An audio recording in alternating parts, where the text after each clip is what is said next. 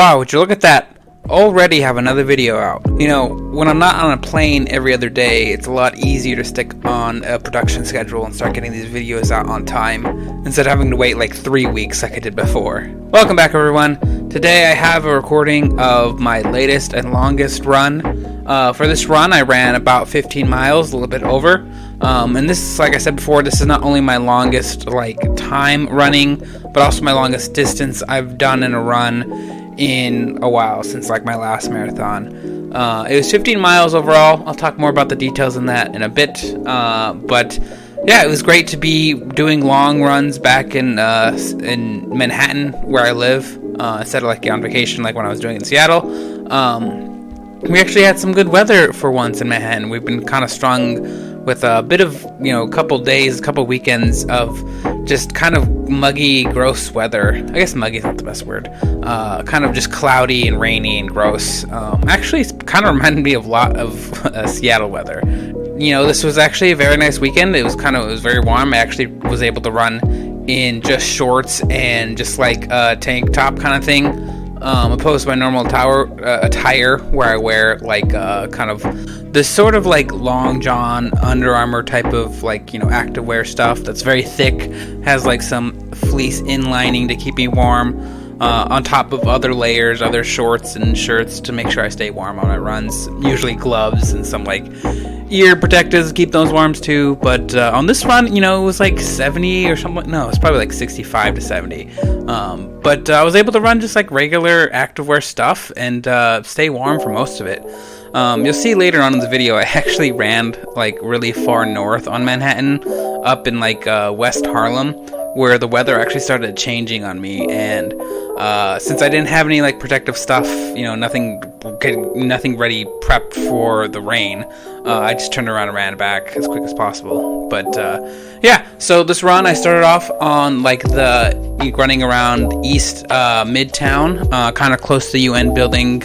There's this little pier from 59th Street to 79th Street. It's kind of really got nice views of the East River.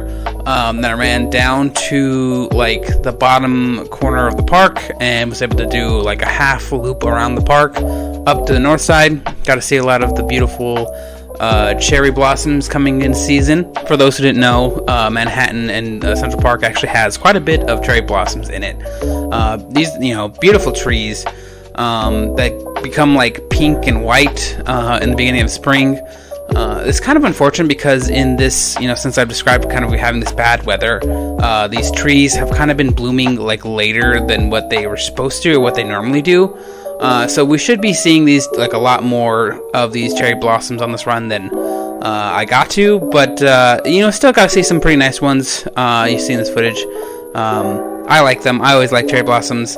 Last year for Easter when they were blooming, I was able to take my rabbit and we took some photos at the cherry blossoms. They're really cute, very pretty. But yeah, so I ran from the bottom southeast side to the north west side-ish, past some of those big hills. People who know that track, that loop that wraps around the Central Park, that last big hill on the northwest side.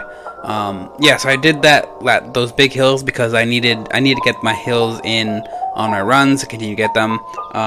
Manhattan's not the most hilly area. Those are probably about the biggest hills in my easily reachable from me. And although I wouldn't say running hills is the most important thing for training for a marathon, it's still good to get them in every now and then because they do help you run. You notice the differences when you run on hills and then you start running back on flat area. But yes, I ran up there and then continued heading kind of west and north to get to the other side of Manhattan, so to the Hudson area, the Hudson River. And I was running through upper west side of Manhattan and got to West Harlem area. And actually there's this really nice walking park area on the west side of Manhattan near West Harlem. I've never been to before. I didn't know it was there. But yeah, it kind of just stretched up all of West Harlem. There are some statues. There are some kind of buildings and some history stuff. So I think I didn't stop, unfortunately, to read it all. or any of it. But it was very nice. I'll probably have to one time I would definitely want to do like a full run around Manhattan. I don't know if I'll be able to do that before the marathon, but I want to do it at some point. So when that day comes, I'll definitely record that path of that running around Manhattan, because I'll have to do it eventually. Yeah, so after about 2 hours, then I turned around because of the rain and started heading back south of Manhattan, back to where I live, East Midtown. So I had to kind of just go across entire Manhattan again. But for this one, this was very much more of a straight shot. My goal for this run was only to do 3 hours. So with me, I was at like 2 hours and like 10 minutes when I turned around.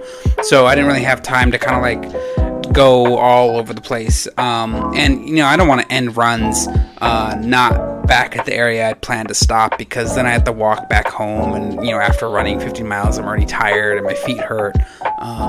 It would actually might be a little bit better so I don't get a sore if I don't end where I start. And you know, because when I stop running, I get home and I just kind of sit on the floor for like a good 10-20 minutes just drinking water. So if I like walk a little bit more, I bet that would help me with, you know, not feeling so sore after these long runs. But whatever, I'll never learn. I also was able to stop and grab some water on this run. I usually don't grab water, but for 3 hours of running, I thought it was probably the smartest thing to do. And there's a little kind of a life hack here in Manhattan, that if you just go to like Starbucks and just ask for waters, they'll give you like really nice like iced water. So I just saw Starbucks and just popped in for a quick water. Sat down for a little bit too. I paused my run while I was doing this, so I didn't count this time of me sitting down and drinking water as part of my 3 hours. So at this point, I want to give a quick shout out to the amazing organization that I'm raising money for, and that's New York Roadrunners and their Team for Kids. They're dedicated to providing a free, high-quality fitness program to kids in underserved communities. It's about much more than just running. It's about building healthier lifestyles, boosting confidence, and creating a foundation of discipline and achievement that can inspire kids for a lifetime. By supporting my participation in the New York City Marathon, you're not just supporting me, you're supporting the incredible work that Team for Kids do. You can help by clicking the link in the description to donate. Let's support them and empowering young runners across the nation. Thank you. Thank you again, everyone, for watching. I know these videos aren't short. They're 10 minutes is no light video, but I know it means a lot for me for watching. Hopefully you guys are enjoying this stuff, this content of me just recording these long runs. I'm enjoying making them. So even if you don't, even if nobody really watches them, I'm still enjoying making them and editing them and putting them online. Hopefully, someday, like maybe after I run a marathon or, like later on, I can look back at these runs and be all like, wow, yeah, like I actually did this, and here's the kind of evidence of me training for it and everything like that.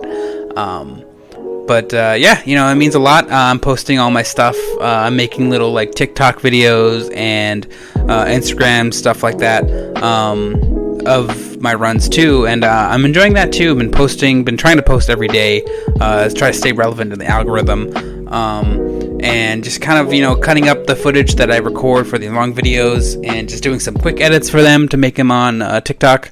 And I will say it's nice because the TikTok algorithm just kind of throws your stuff randomly in front of people. So I do get some views from that. Still not a lot of followers on TikTok, but hey, what are you gonna do? I'm new to the game. Obviously the content I'm making isn't like fantastic, or it's maybe not for everyone. So, but I'm enjoying it. Again, I'll keep on doing it. You can find me on TikTok, Instagram, Threads. My username is the same as here, Macho Marathon Man. But yeah, the last thing I'll mention before ending this video is I actually have another half marathon race coming up at the end of this month, April 28th. I have the Brooklyn Half Marathon. I've actually never ran in Brooklyn, but I thought this would be for two things. One, I thought it'd be fun to go into Brooklyn, do a nice run, and then two, another like benchmark in my training to kind of see how I've been doing, and doing another half marathon. So hopefully I'm looking for any small improvements to my time from my previous and then the half marathon in Central Park. But yeah, more updates on that. I'll record it and we'd shoot it. Thank you everyone for watching. See you guys next week. Bye.